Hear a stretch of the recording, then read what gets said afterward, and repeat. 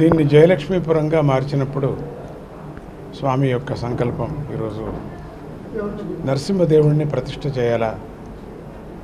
ఎందుకంటే తాతగారికి అంటే మా నాన్నగారు అంటే స్వామి నరహరి తీర్థ స్వామి గారు ఆయన సన్యసించారు.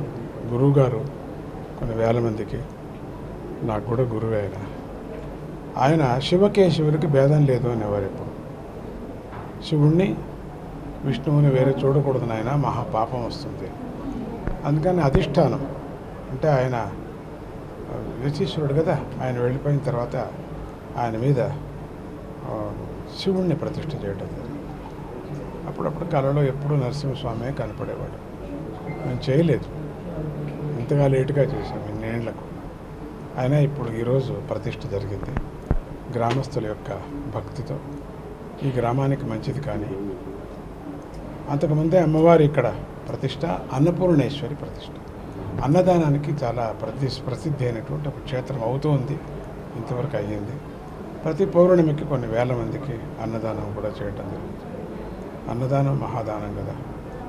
ఈ క్షేత్రం బాగా ఉండని, ఈ ఊరంతా బాగుండని, ఈ చుట్టుముట్టు అంతా బాగుండని, కాలానికి వర్షాలు రాని, మంచి బుద్ధి కలగని ఉండిన వాళ్ళకంతా ధార్మిక బుద్ధి కలగని అని అంటూ సుఖం కలగని, శాంతి కలగని దేశానికి అది ముఖ్యం. అందరూ భయపెడుతున్నాం, యుద్ధం చేయటం 2 నిమిషాల్లో అవుతుంది. దానికి అన్నీ సమకూర్చుకోవాలి కదా. చూసుకొని ఎక్కడ ఎవరు తప్పు చేశారో వాళ్ళని పట్టుకొని వాళ్ళను మనం కొట్టాలి అనే ఒక దృష్టి కేంద్రానికి ఉన్నట్టుంది. చూస్తే అది ఆశీర్వదిస్తున్నాను. అన్ని దేశాలు మనకు కావాలి కదా. కాబట్టి అందరికీ వాళ్ళకు సద్బుద్ధి, 10 మంది మంచి వాళ్ళలో ఒక పురుగు ఏదో ఉంటుంది కదా. అట్లా అక్కడ కూడా కొన్ని పురుగులు ఉన్నాయి. ఇక్కడ మన రాష్ట్రంలో కూడా పురుగులు ఉన్నాయి. అన్ని చోట్ల పురుగులు ఏరేయాల. స్వామి కృపతో అన్ని చోట్ల కూడా ఏరేయాల. మనం ఊరికే ఉండకూడదు. ఆ పురుగులకంతా సద్బుద్ధి పుట్టింది. పురుగులకంతా మనం ఏం చేస్తాం, తుస్సని మందు కొడతాం. అట్లా కొట్టక తప్పదు. మనం రక్షించుకోవాలి కదా. పురుగులు మన మీద పడతాయి, అందుకని రక్షించుకోవాలి. మన దేశం కాదు, ఇంకొక దేశం కాదు. టెర్రరిజం అనేది ఉండకూడదు.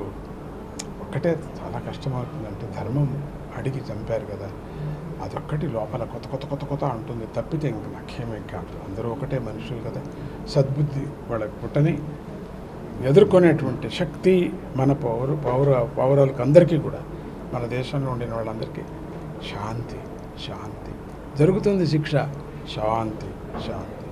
మంచి మనకు ప్రతినిధులు వచ్చారు, బాగా పటిష్టమైనటువంటి వాళ్ళకు దత్తాత్రేయుడు ఈరోజు 24 అడుగులు దత్తాత్రేయుని కూడా ఇక్కడ పెట్టడం జరిగింది. నరసింహస్వామిని కూడా పెట్టడం జరిగింది. గ్రామస్తులందరూ సంతోషంగా ఉన్నారు, చుట్టుముట్టు గ్రామం వాళ్ళంతా. అందుకే రాత్రి కూడా వాన వచ్చింది.